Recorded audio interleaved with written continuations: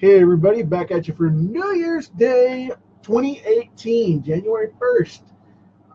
We are going to be checking out the Scarlet Spider card that I did a little bit ago. Going to be knocking this bad boy out and going from there. So bear with me just a second. I'm going to post this on the Brad Linder Creating Comics page so that everybody can see it and know that we're live and really doing this. Hey, Richard. Nice to see you, man. Hey, Rich. Thanks for popping on, bud.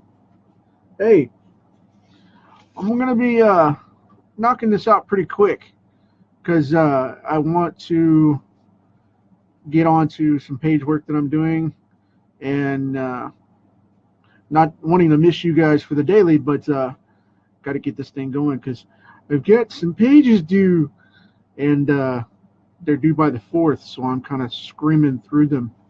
And a little bit of what you guys saw yesterday. That panel was for the Night of the Living Dead short set. It's a public domain thing from Ramiro's Night of the Living Dead. I wrote a short on it and got to turn those in for the anthology. So going to be in Megabook number 5. Mike Rickaby's got that book going on, and I've been involved in it. It's a free project that he gives away every single year, every January through March or so. He pulls in the best of the best for what he can get, and then he lets me play around in it too. So, I am not the most talented person on that roster, but you know, I do what I do, so it's great to be a part of it. And I'm using these Stadler colored pencils today. The reason I wanted to do this is because, one, this is a new set and I'm breaking them in, and two, I just wanted to do something to diversify away from the Copics a little bit and show that, you know, hand-drawn stuff is really cool, and you don't have to do just digital or high-end paint markers as well, because this stuff does work. The trick is to using what's called a smudge pencil or a blender. And if you don't know what those are, you can get them at like Hobby Lobby and Michael's MJ Designs and all that mess, and pretty much any art store, or go on Amazon and you can get them there. Prismacolor, they're PC 1077s. They are clear and they blend all this stuff and make it photo ready, and that is where the magic happens, because it smooths it down to where it doesn't look like a crayon. It looks like a smooth wax color, and it is phenomenal the way that works. And you can blend just about any color you want over them, and they are very forgiving and very cool. I use the Stadlers and Prismacolor. Just don't use Crayola, because Crayola will bleed out and clot on you whenever you go to blend it. I know that sounds raunchy, you know, it's like coagulate or something, just gross, but it is what it is. So anyway, it will clot up on you. When you use the blender, the color will ball up and beat up, and it'll smudge really, really bad. So don't do that. Don't use Crayola. Not that you wouldn't want the quality cover of the artwork anyway from something higher end like these that are designed for that, but Prismacolor, let's see, Prismacolor, there's Byline, which is I believe an Italian company, and then there's a couple of others. There's Sargent, which is a really good one for this. I've never had a problem with those guys. Never had a problem with those guys. I use them as well, and they're on the cheaper side and more affordable. Now the price will go up because I just said that, but you know, that's just karma. But brag on them, and then the price shoots up. Hey, he mentioned this, so now we got to drive our prices up. But yeah, I use about 5 or 6 different styles of colors and brands and all that, and brands as well, probably about 3 or 4 different brands, and about, like I said, like 6 or 7 different styles. I don't use Walmart stuff. Rose art, that creeps me out. Those things they clot up like Crayola. They are a thinner wax, and they ball up because the blending pencil tends to heat them up. Okay, so they will bite you. Richard, Richard, you want to know what's public domain? Yeah. What happened was in '68 when The Walking Dead came out. Excuse me, not The Walking Dead. Excuse me, Image attorneys, if you're listening. Plug. Don't bite me on that. Night of the Living Dead is in the public domain. Okay, as the film. They didn't properly copyright it when they produced it. And when Romero put it out, they didn't copyright it after it was released, because you have up to, in '68, you had up to 90 days, I believe it was, to copyright a material product like that. And it had to go into completion back then. You had to complete it, okay? Then you could go in and file the copyright on it. He didn't file the copyright on it, nor did he pre-post it in the film credits. So when they created it, they didn't file that, and it went into default. And the 90 days passed, and then the year grace period passed, and the original Night of the Living Dead is in 100% public domain. And that was a big thing that Romero fought for years and years and years, but still could not get it out because of the fact he did it. So the original version on DVD nowadays, you can find it at pretty much any dollar store or in Amazon. This version right here is public domain. And what I did was I wrote a story based off of where Barbara was extracted from the house, the farmhouse in the movie, and put her as what she would be today, which is an 84-year-old woman, because she was supposed to be 35 in the movie. Can you believe that crap? She was supposed to be 35. So I was like, ugh. But anyway, I wrote it that she escaped the zombie horde and made this nice little story, which will be called Night of the Living Dead Relapse, because she is going to be involved in that story. So is some government agents and things like that, and it's going to cover the story of what happened to her over the years.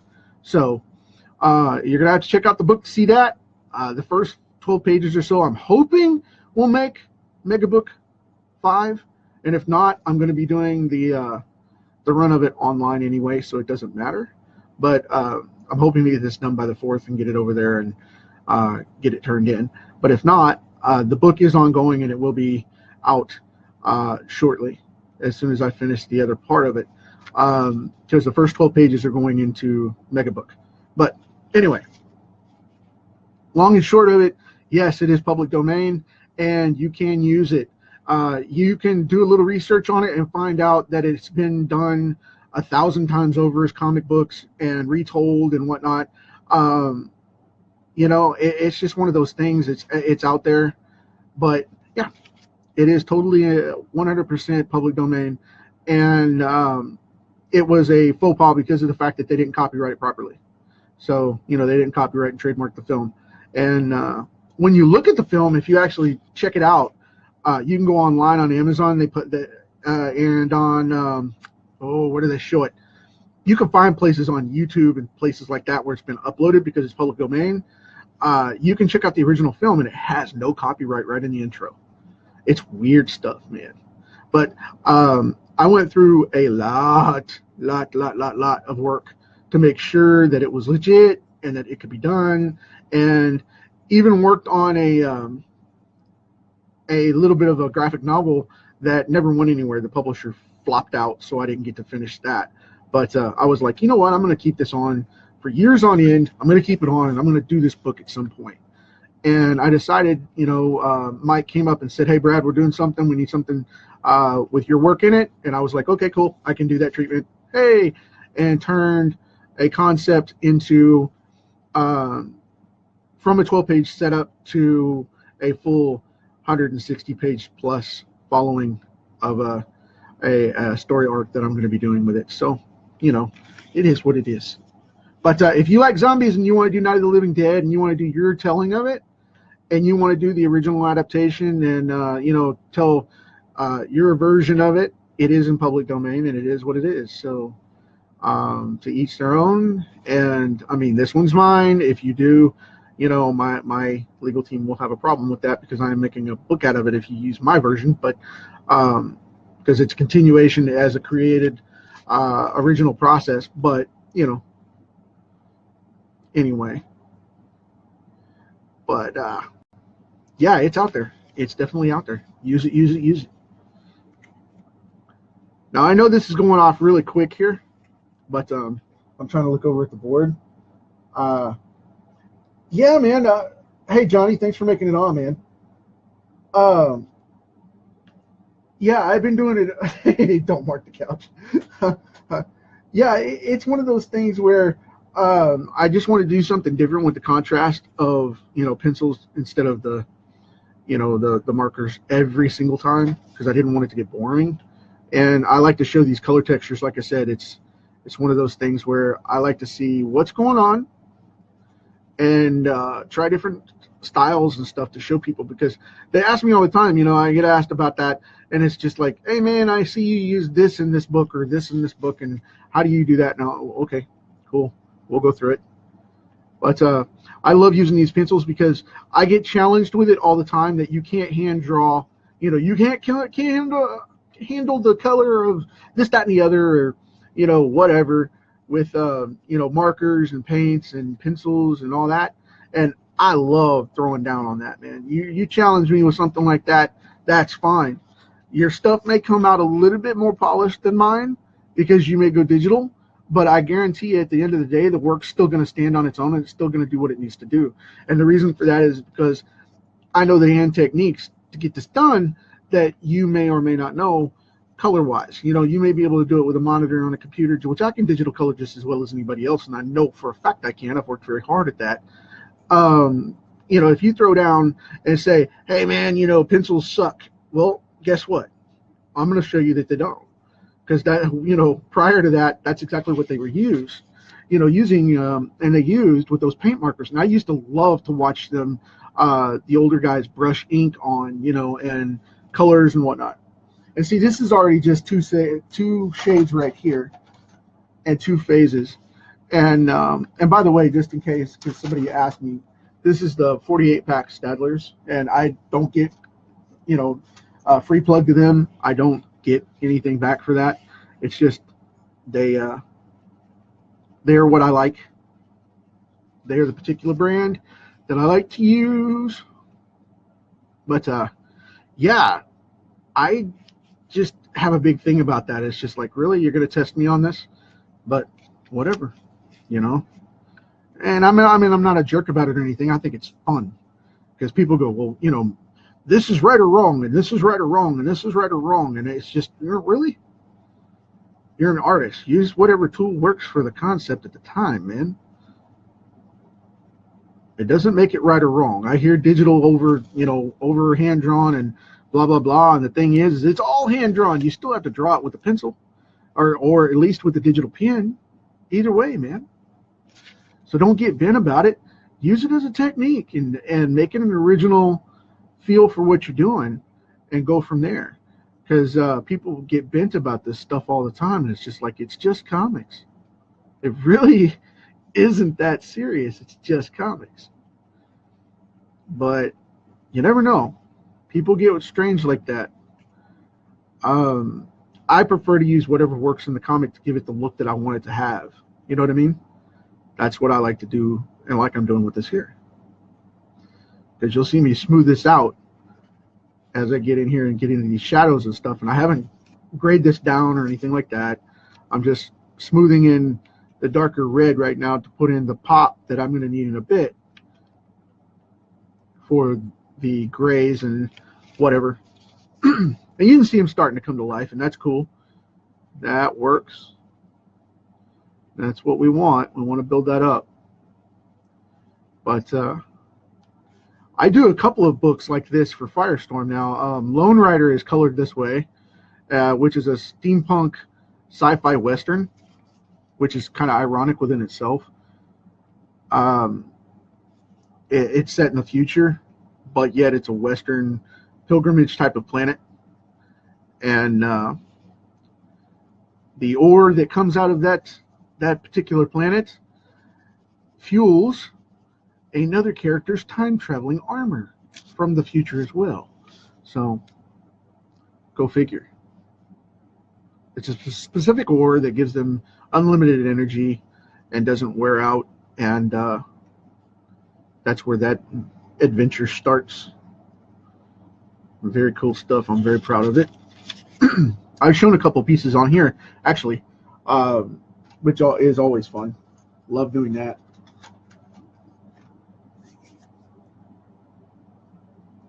Yeah, they are very good, very, very good pencils, man. Bear with me just a second. I'm moving over to the blues now so we can get this going. Very cool stuff. I love these things. They're very forgiving. Like I said, they erase very clean. They're very forgiving, and they have such a cool color scope. Now, the reason they have bigger boxes, but the reason that I get the 48 is because it's the only one that I've found, and you guys can correct me on this if you know different. It's the only one that I've personally experienced that has the flesh tone in it. No other one has this particular flesh tone. I love this pencil. I bought boxes of these daggum things. It is the 1270 F6, and that is the flesh tone that comes in this particular box in 48 that it does not come in anywhere else. I have yet to find it anywhere else in any of the other boxes unless you buy it individually. I mean, you can buy it, I think, 12 sticks. You know, you can order like 12 sticks or 24 sticks of the same pencil, and that's fine if you want to pay out, you know, through that. But I would much rather have a complimentary set and have the entire thing work for me. But excuse me. But yeah, that's just crazy. I'm trying not to go over my heavy blacks here too much because I don't want to have to erase those later because I have to clean that. And I like to go over the big blacks and sharpen those up after. But anyway. But yeah, I love these colors because the characteristic is that they go clean on and they don't smudge hardly at all. I don't have a lot of trouble with them, and I'm not pressing very hard, and this is a pretty saturated color, right? And before we get done with this, I'll go in and smooth some of this out so you guys can see it. And because it's going to be just Stadler's, hopefully it won't smudge like it did on the group, which worked out as a funny oops. You know, it was a funny accident because I used a Crayola Brown by mistake because it was the one I had handy at the time. And I was like, well, it's here, I'll use it. And it bit me in the butt. It's how I learned that they will, you know, that Crayola won't work with these and they will bite you badly. And I overcolored some of that web shooter right there, and I've got to go back and erase that, unfortunately. Grab my... So this will show you the experience of this cleaning up, because this sucker comes right off. No problem at all. No problem at all. Sorry about that. I overcolored that, not paying attention, and got right into the web shooter there. That's the web shooter for the Scarlet Spider. It hangs out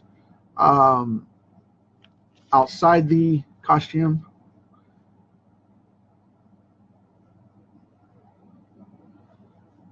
I'm trying to expedite this fairly quickly so everybody can hang out and watch and see how it progresses. But I overshot a little bit there. Live artwork, live. So let me make sure I've got this here. There's the back. And I love this character. He's awesome, man. I wrote a story for Marvel, submitted it, and then less than a year later, the Clone Saga came out. And all I wanted to do was bring back the character of the clone for Spider-Man. And I've never assumed, you know, that it was like stolen or anything like that. But I always found that amusing that it came out right beforehand. And it's like, that's why they rejected it. They already had something in progress. Dang it. But, yeah, that happens a lot.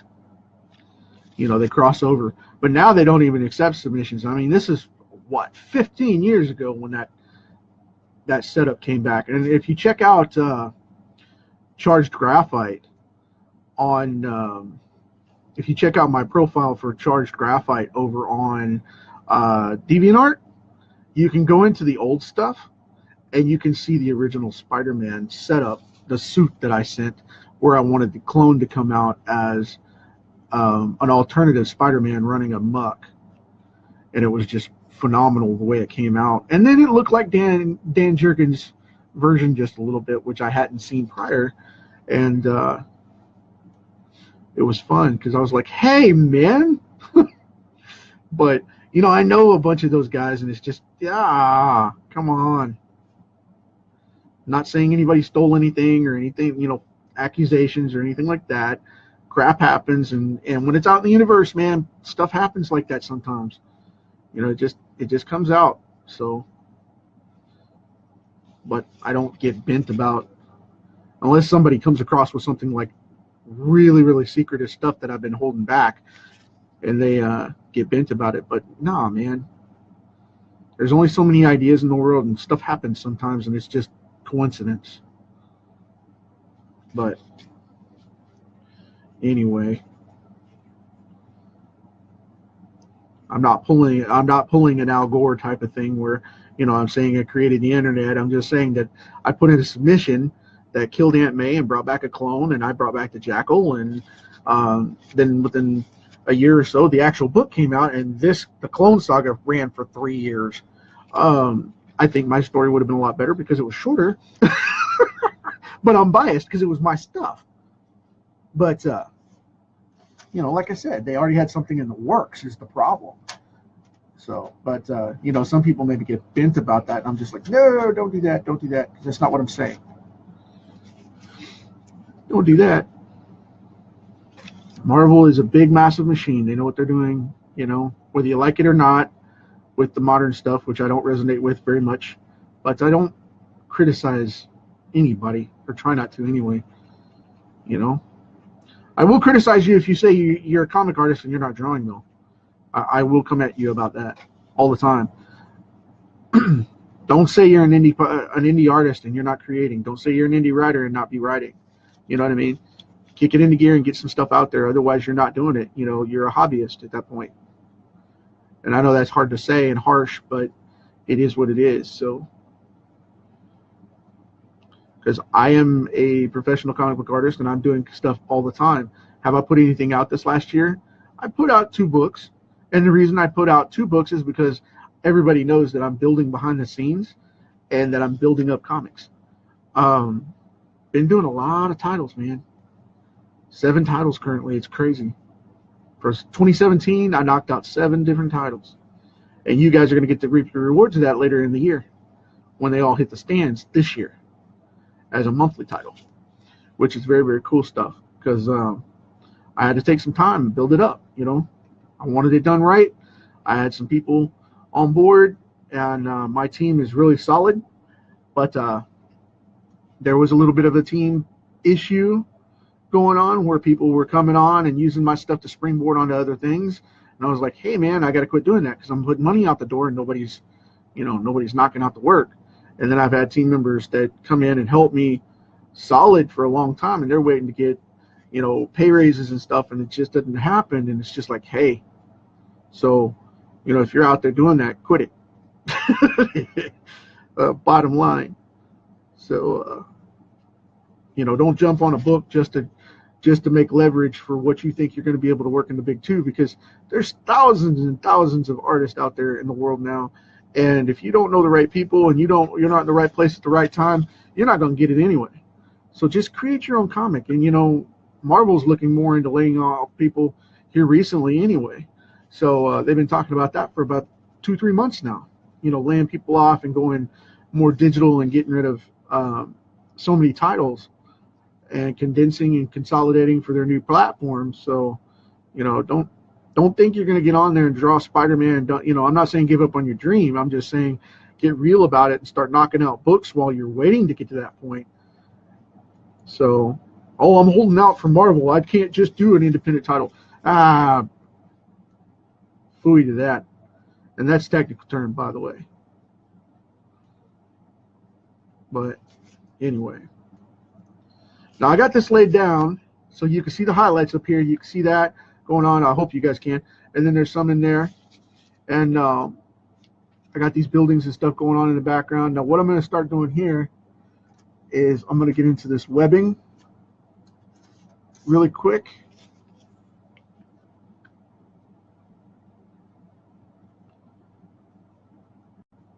I like to go the Todd McFarlane side, and I like to go, you know, that style and do the spaghetti webbing. Some people are against that now, and it's just to each their own, I say. But I like the spaghetti webbing. I think it's a cool effect. I think it always has been. The way I like to do it is like this, where you go in gray on one side, and you either go in blue or green on the other. And a lot of people say, you know, green. Well, watch what it'll do. You know, trust the process. Trust the process a little bit. Dare to do something a little different to make your stuff stand out. So many people won't do anything like that because they're afraid of taking a risk, because it's not the norm. But the funny thing about it is that it works way better than you think. So I'm going to set this one down here because I'm going to need it again. And I think because of the way this scene's going to go, I'm going to use a green here and prove the point. All right? Now watch this. All you're going to do is go on the other side like that and just pop a little bit of a highlight in there. And it gives it that chemical look. It gives it that just that offshoot chemical style. Okay, I mean, I know a lot of people won't agree with that because they don't do it a lot in the comics, but I always have, because of the fact that I like to make the webbing have something unique. And like I said, it's supposed to be a sprayed chemical, right? So my thought process behind that is just to do this so that you can get that chemical look. And it just makes it look different and stand out just a little more and make it its own character. So many people don't do that. And, you know, I like to have fun with it because, see, now it pops, right? Just a little bit. That's just, it's like, what is that? You know, is it green? Is it blue? Is it yellow? What is that? So that's where we're at with that. Another thing I like to do, which I'm going to take across here with a really, really dark gray.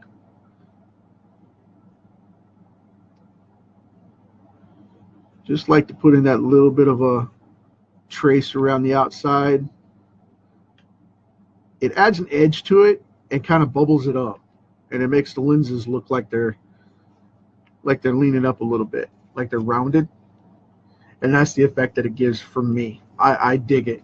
So hope you guys do too, because it makes the eyes pop a whole lot heavier. I'm going to draw in these little squares here and kind of get this thing going. Because like I said before, what I like to do with the web shooters is a little different. I go in with a heavy gray first, and this is, you know, just a typical armor or metal technique. You go in, you do a section like this, and just, you know, bubble it out to one side like that. And then you go in with a lighter version, back to the one I used on the eyes here, and just put a little line like that. Just a little contrast. Boom, done. Yay, we have web shooters. Look, Ma, I can draw pictures. Now, we got that going.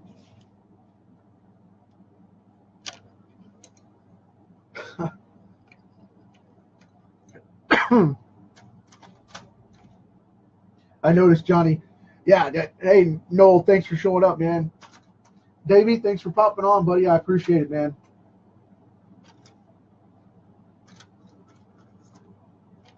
I see that Johnny is giving me some grief about the green for garlic. That guy's nuts. Oh, let's see here. I'm going to go with a super light brown here. This one's got really sharp point on it, and I don't want to cut into the card. I'm going to cut into these packs here. A lot of people like to go black with these, but I like to stick with the traditional brown on them, and just going to flatten them out, period. Boom, done. Yay us. All right, cool deal. What I'm going to do now is I'm going to start some of these buildings, and to make them contrast, I'm going to go purple. Mark Bagley, when he drew his backgrounds, he always used to draw some of the most awesome backgrounds, because the buildings were always a parallel. They contrasted and went crossways and parallel to that. You can check out his work to see that. Dude was awesome with that stuff. He's still, I think he's over at DC now, but he was with Marvel for years on Spider-Man, and was still holding most of the records to this day for the most Spider-Man pages drawn, because he was super fast, and I mean just like nuts. So that always just fascinated me to no end when I was a kid, and would read those books, and he would just have book after book after book coming out. Of course, they stockpiled them because he can only physically do so many things, at a time. But still, nonetheless, it was just crazy the way he was coming out with book after book after book like that. And I mean, it was just nuts, because he worked on Amazing, he worked on the web. Of course, Sal Buscema was on web for a long time, and I just go nuts for that guy's work. There were about 10 artists that were on there through the 90s and regularly, and they were bouncing around. They were kind of going, John Romita Jr. was on there. He was another one that I was following all the time. And the cool thing about that was they always seemed to bounce through whatever Mark wasn't doing at the time. And, like I said, I'm not getting endorsed or anything by that. I'm not endorsing him to get paid by that. Thank you. Speaking properly here. He's not endorsing me, let me put it that way, because I've never had the pleasure of speaking to him personally. But, yeah, man, I mean, it was just crazy. It was always nuts to watch those guys do their work. And now I'm going to go ahead and purple this one in too. Yes, I made purple a verb. You're going to purple it in? Because then I'm going to go in with some grays and different purples and things and shade that out to where it'll work differently. I'll shadow all that up and pop it out and whatnot. But this is just a contrast for the setup here of the night scene coming out. Now I've decided to go ahead and do this one as well. I was going to do something different with those windows and whatnot to break it up, but for expediency, I'll go ahead and do this. And Tom Lyle, he was probably one of the best Spider-Man artists. He had one of the most unique Batman and Spider-Man styles. And I was just like addicted to that.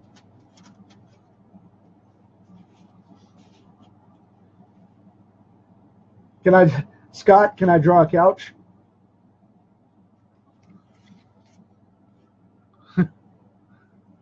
Yeah, I believe so.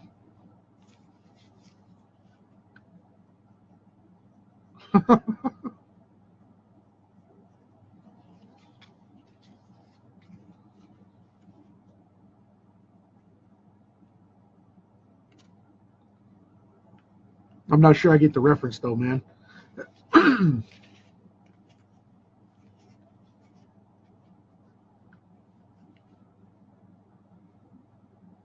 Okay, I'm going to want to put the shadow heavy on the side that he's actually on. Go that way with this one. That'll make that pop out a little bit.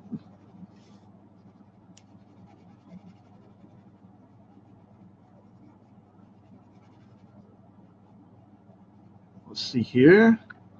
Going in there, boom, yeah, cool. All right. Darken up that. Just kind of contrasting things a little bit. That's all I want to do here. Just enough to make the reference where you guys can see what's going on. Now, drop that one back there.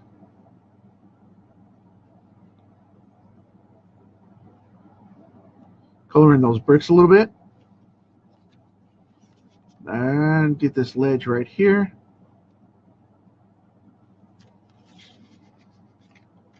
I think we've got that pretty well covered.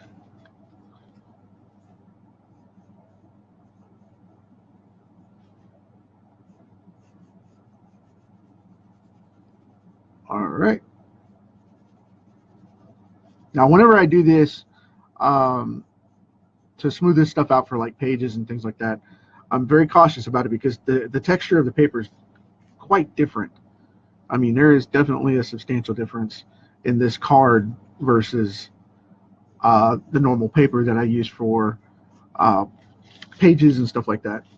I've seen that get a bad bite, as it were, whenever I'm toning it down, and I'll be smoothing it out, and then all of a sudden it'll just bite down into the paper. You gotta be very careful. If you use these, these are standard index blanks. Be very cautious because the material will turn on you. It'll turn.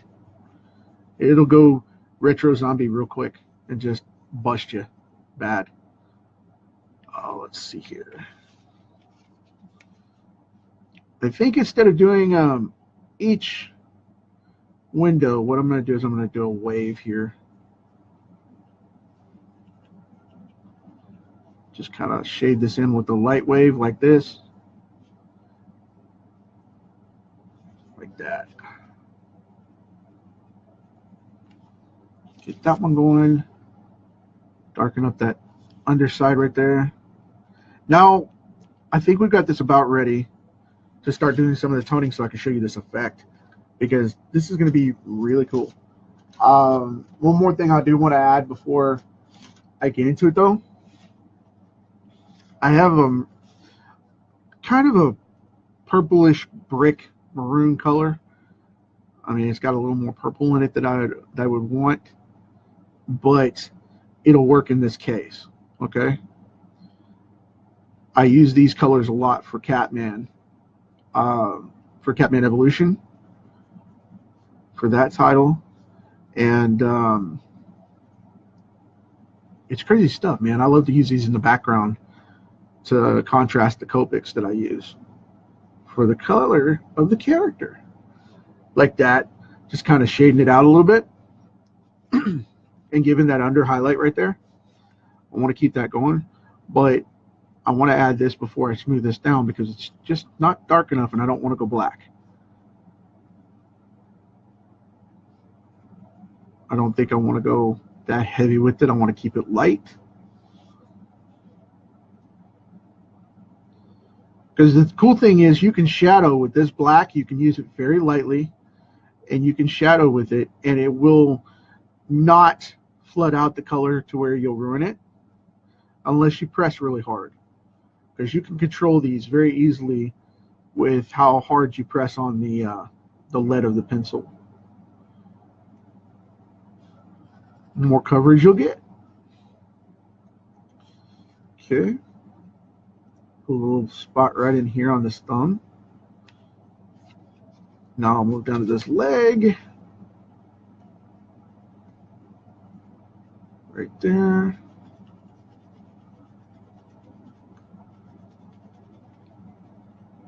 Cool deal. Yeah, that's showing up just fine.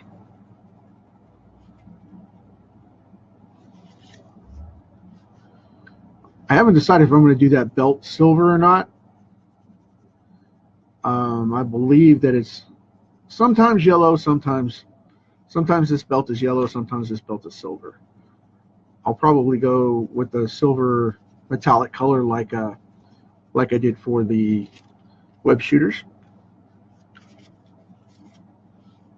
But I haven't decided on that just yet. like I said, it doesn't take much with these colors. I really love them because of the fact that they're very forgiving and very solid in the way they coat, and it just comes right off. So now what we're going to do, I will take this, let's see. Hey, Christian, thanks for making it. I appreciate it. Thank you for being here. We're sharing. So, bear with me. I don't have my other, where is it? There it is. Cool deal. I had to grab the one that I have sharpened already, and I'm going to sharpen this down real quick. Hang tight for a second. I'll be right back. There we go. Cool deal. That's got enough of a point on it. Now I got to clean it off. As you do colors on this, this is a note. This is a perfect time for this.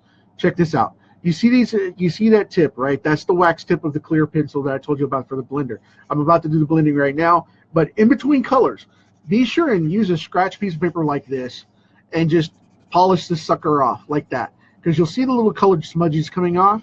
That's the color from the previous pass. If you don't do that, you're going to blend it into your other stuff. Okay? They're very forgiving in that regard, but the thing is you can still mess them up. Okay? So don't do that. I'm going to get with this black pencil sharpener. Did you remember the old, you guys may not, but the old school pencil sharpeners, you know, the ones like, you know, the old hand crank that was mounted to the wall? I have one mounted on my desk, and I use it for this purpose. So, but anyway, I'm just going to kind of make small circles. See, I went over the edge of the line there, and I snapped the tip off. Great. But anyway, I'm just kind of blending this together, and it'll lighten up just a touch because it's going to put that wax down. I'm trying not to go over my ink lines here. Now you'll see that dust coming up. That's the wax from where everything's rubbing together and smoothing down. Now, it may still look a little funny in places, but the thing of it is when you go to a printer, when you scan this down, I'm going to shake that dust off there. When you scan this down, it will be a smooth, solid color, and it'll look print quality. I do this every single day in multiple projects. I'm telling you, hands down, this is one of the easiest, most affordable ways to color your comics if you're an indie creator. And it looks fantastic. It literally looks fan-freaking-tastic. Now, see, like I told you, it was going to botch right there. That's because something's under there, I think. But if it does this, you can grind down on it a little more, or you can come in and erase it out. And I'll show you what to do there. Let me grab my other pencil here. And what I'll do is just kind of buff that off just a little bit. And like I said, I think that's the card turning on me. Yeah, that's the card turning on me. That's why I don't like to do that on these cards, because it'll do that right there sometimes. But that's okay. I can shade that out. But if it does it, that's the material turning on you, by the way. But you can still see the color blending together and the quality of it, and I can shade that off. If it does this on a cardstock like this, how do you fix it? Because I'm going to be giving these away with the as rewards for the sketchbook and for my Kickstarter this year in like a week and a half. A lot of people will be asking, you know, how do you fix those smudges? Well, you go in and fix them like this right here. That's why I didn't want to go in and use this, just the craziness of that maroon that I was talking about, because I'll go in and work that up and work it loose.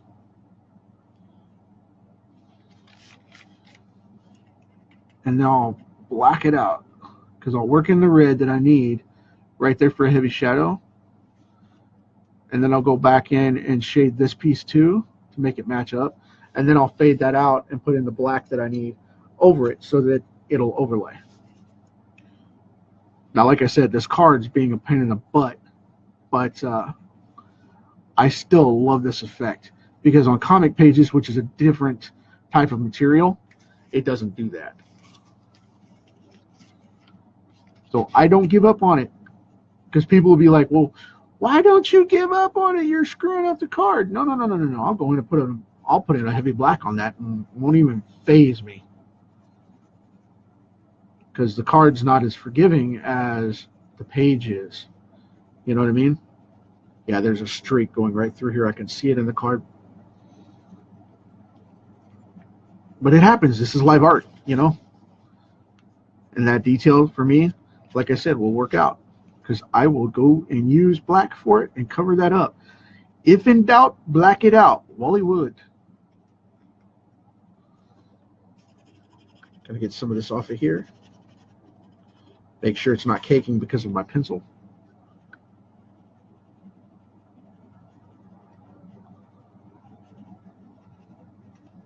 But see, you got to be able to improvise too. That's part of it too. You know, I've experienced this multiple times with these cards, so I don't even question or phase it. You know what I mean? It's just like, oh no, that's screwed up. No, it's not. It's just a texture thing. Go through and black that out.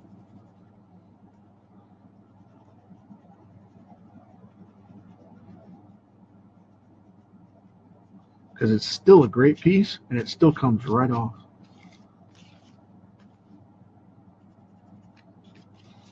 But, you know, you just got to work with your materials. And you got to keep faith and keep going, because that's part of it, you know? So many people get bent about it and whatnot, and I'm just like, bah. No biggie. Not a biggie. Because it just looks like texture to the costume anyway once you're all done. See, it makes it even look more like fabric anyway, except for the fact, like I said, I will still go do that because of the fact that I personally don't like it, and I want it to look more polished than that. But if it does, if your material does turn on you, like this one's going to, just go back in and improvise and fix it. You know, I see it happen all the time. And I remember reading about Andy Warhol one time. He said how, you know, some people would go through, some critics would go through and pick out every little detail of how he ran over this, you know, over this line, or ran over that line and went out of the lines, and, you know, what are you, a toddler? You're coloring like this, blah, blah, blah, and it looks horrible. You know what? Bite me. It's live art. You know what I mean?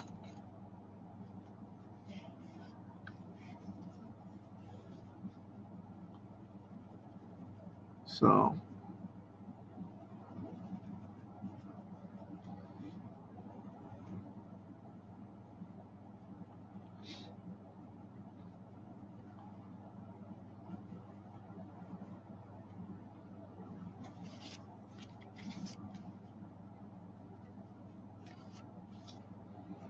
let's see here. There we go. Cool.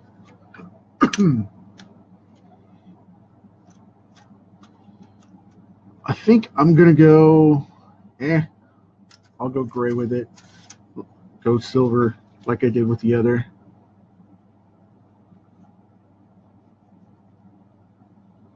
I'm going to finish this up. Yeah, I guess you got a couple of you guys are talking about the couch reference, man. I guess I missed it. I don't, I'm not following, but that's okay. Let's see. I think I've got all that in place now. Now I just need to do the sky, which I'm going to go, what color, what color, what color? I think I'm going to start off with a pink, and then I'm going to go purple with it. And I know that's going to sound funky, but I want to go yellow first. Because what I'm going to do is I'm going to color out this moon behind him. And I want it to be white with yellow accents, which I'll smooth down as well.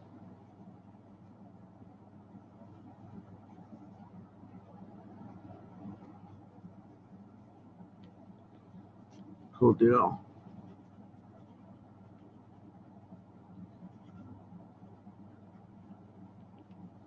Alrighty.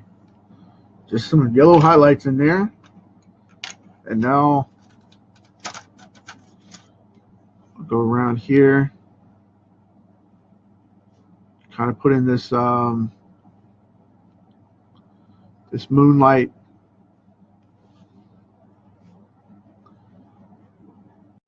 ribbon around here like that. Excuse me. And I'm going to get the orange. Go back behind here because I don't want it to look like the sun coming out kind of deal.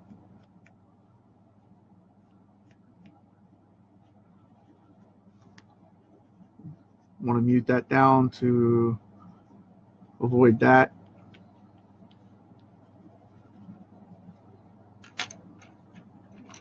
Now I'll go in with this pink.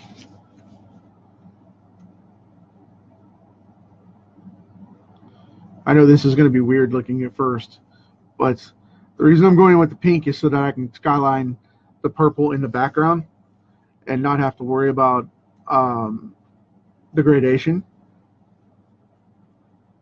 So when it mutes together, it'll be solid.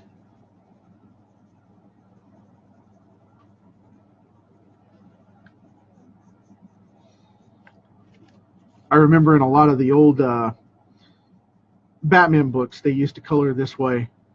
It used to drive me nuts. And now I see why they do it.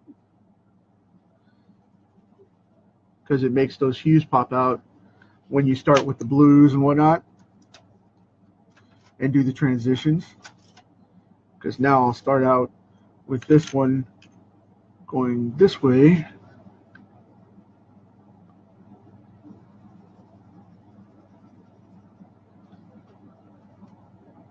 It'll match the buildings a little bit closer. And then I'll start putting in the blue hues to pull it out and make it really sink in. And get that night sky type of look like I wanted. Cool deal. I know I've gotten quiet. It's just it's the end of the day. I'm trying to grind this out so we can get it going.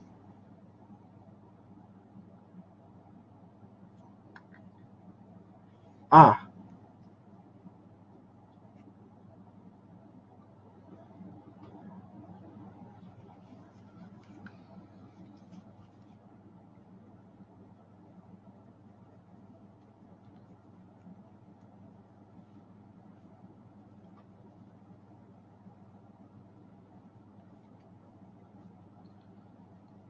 So what you guys are trying to say is you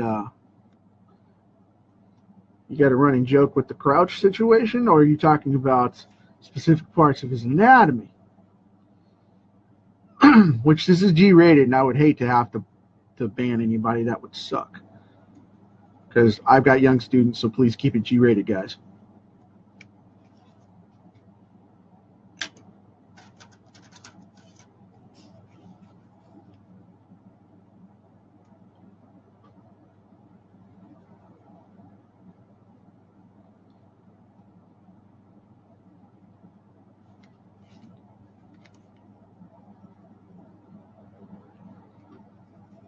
Not sure where you guys are going with that because I'm trying to cover this up and get it done.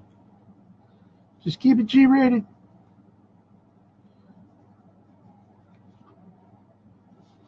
Okay, I'm going to go ahead and color that one too.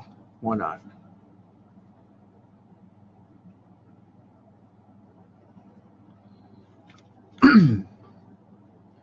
I'll go ahead and do the rest of this one and blend it out afterward. But yeah.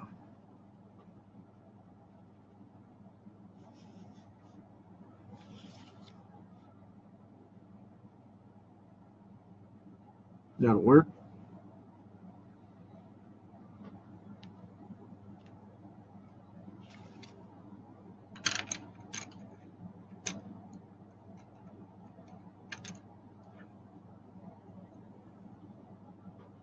Yeah, I don't know either.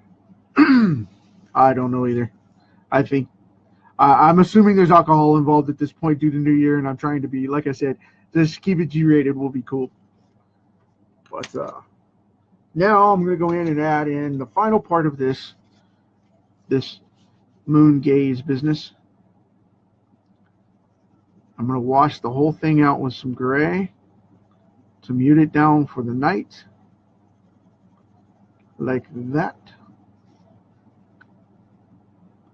Just because that's the way I want to do the skyline. I want to make this moonlight look really, really intense. So I'm muting the color by putting a gray coating over it and scaling it down, and that puts it off in the background a little more. So we got that going on. And then right back here, I'm going to start kind of washing out that moon a little bit, like that.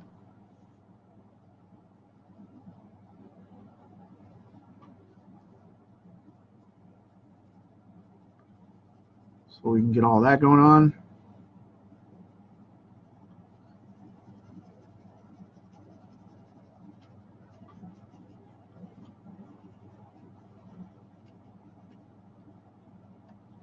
Cool deal. Okay, cool. Now, right in here, because there's no heavy light, because it's going to be dark, I'm going to kind of shade that in just a little. Like that. Make that pop up a little. That worked out all right.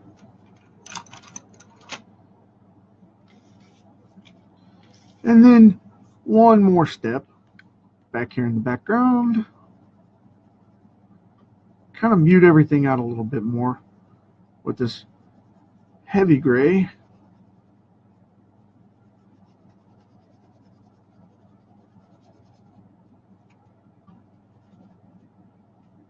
I hope everybody's having a great new year this year, because it's going to be an awesome one.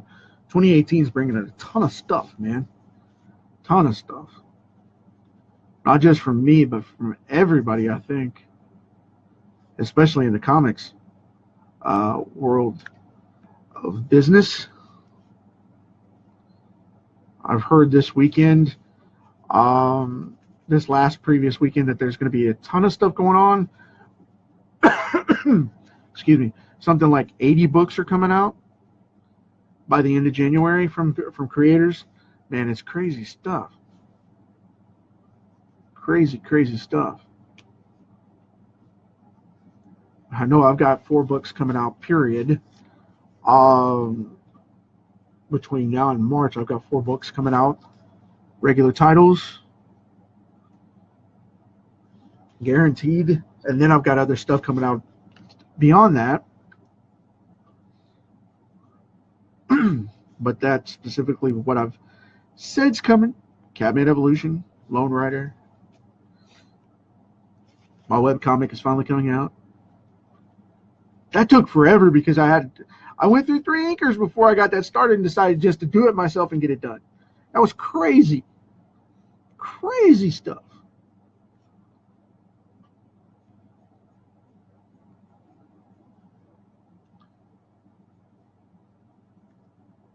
So I just decided to do it myself and start coloring it and inking it myself. So there we go. That's how that ended up that way. Let's see. I don't think I have anything else going on here. You know what? Because of the smudges, I am going to go ahead and do some black. I'm going to feather it out that way so I don't snag that spot anymore. There's no hole there, but I don't want to wear one in the process.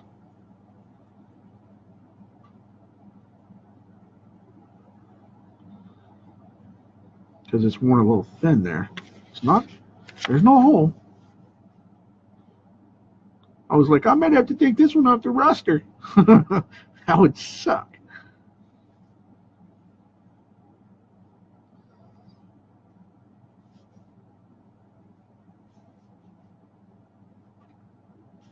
Kind of thin this out just a little.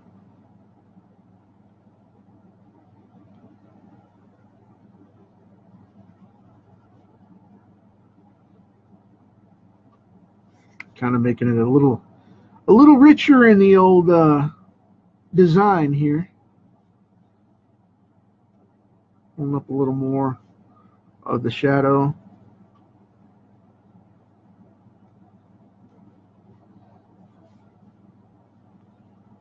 So like I said, you know, sometimes those little mistakes, they end up working out better for you, especially with these cards, because they're not forgiving at all as a material to work on.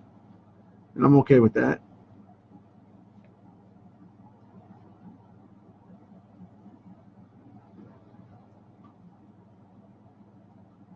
Gonna go that route right there, give that highlight on the arm. Sometimes it just gets in the way a little bit. That's okay.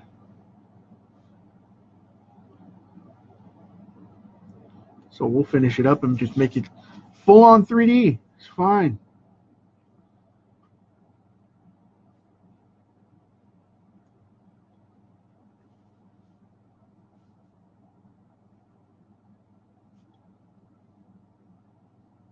I don't normally like to color that way because I think it looks too heavy, but you know, or it gets too clouded and looks old school, but I'm okay with that too. So whatever. We'll go ahead and flesh this thing out, knock it out.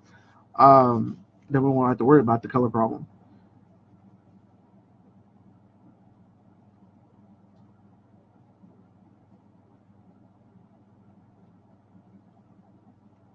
So anyway,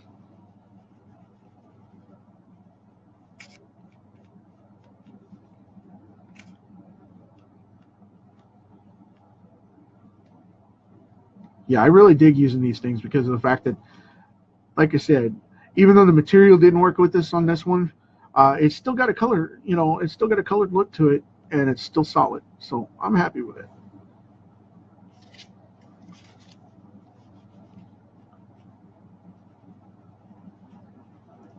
And because of the fact that I don't give up on a piece just for little things like that, you just adapt and overcome, you know what I mean?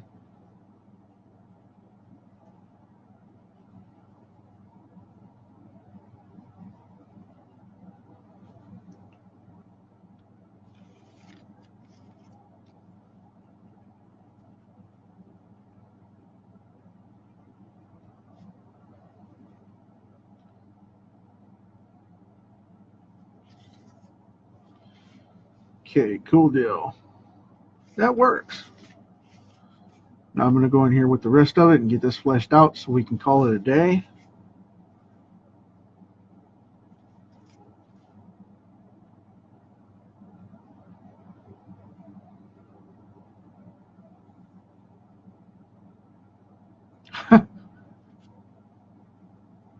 One of my students just asked if he could have this. Can I have it? I'll take it. We shall soon see. Maybe so.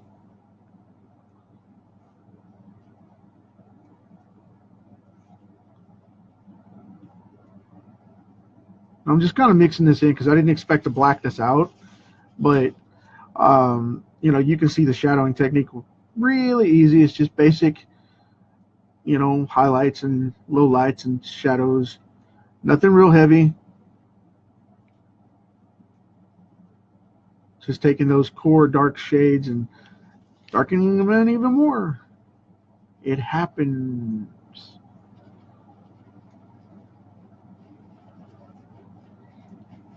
But it gives it more of a painted look rather than, you know, a traditional painted look or a traditional penciled look, rather than being able to blend it down because of the snags on the card that I don't want to tear up. I'm going to leave this one alone as far as that goes because, like I said, the card's not working with me and I don't want to ruin the piece. So I'll just go ahead and finish it out as a full penciled piece and not worry about it.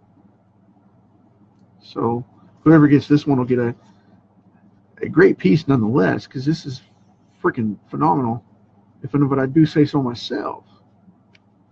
I like it. I like it. Very cool. Very cool. So just going to go ahead and finish this up. And like I said, I'll smooth down the parts that I can and then I'll leave the rest of it alone so it doesn't tear it up. I'm going to go in here with a couple of these. Which way did I do that? Let's see. That way. Okay, cool.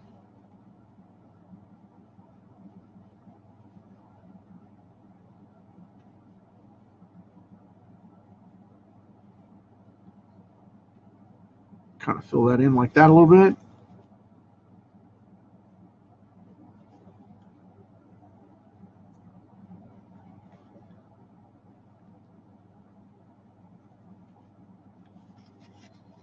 And we'll make this night sky look a little more intense.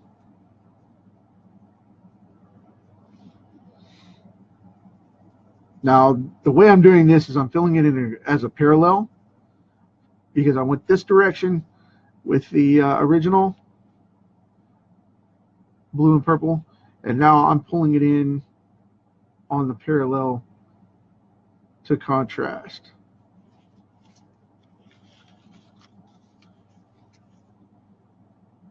Hey, Happy New Year, buddy. I appreciate it, man. Mr. Johnny Pine over there, hanging out on this one.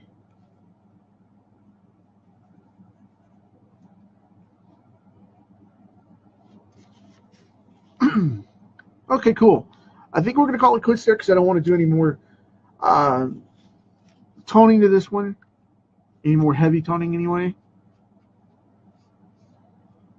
Get a little bit more of a lassoed look in here with this webbing just a little. But then I'm going to stop because I don't want to, like I said, I don't want to wash it out and make it muddy.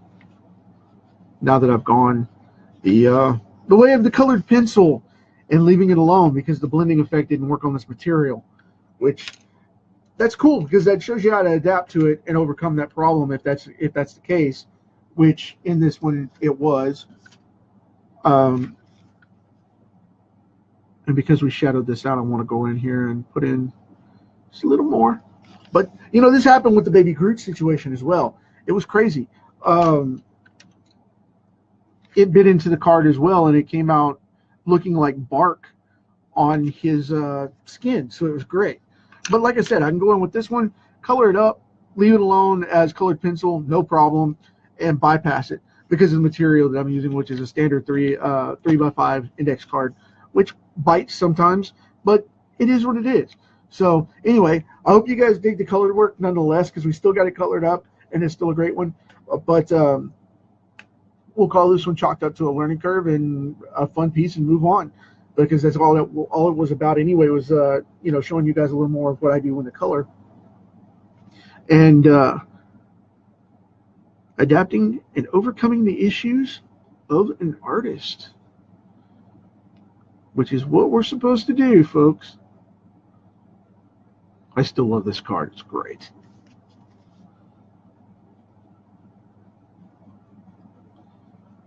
Putting in just a little bit of shading right here,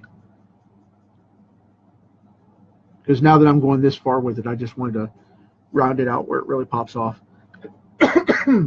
Excuse me. I will catch you guys tomorrow. I hope you're having a great and safe and happy New Year, and that you guys get to go off with smiles on your face and hugs all around to everybody that you care about, and hopefully get to see this holiday season. And I'm gonna call this one a day, man, because like I said, it could have gone way worse. We could have punched through the card. That would have sucked. But got a phone call. I forgot to turn down the volume. But anyway, yeah, I will catch you guys tomorrow. Until then, hug somebody, smile, leave the place a better joint than when you got it. And 2018's here. So we'll move on to the next one. Catch you later.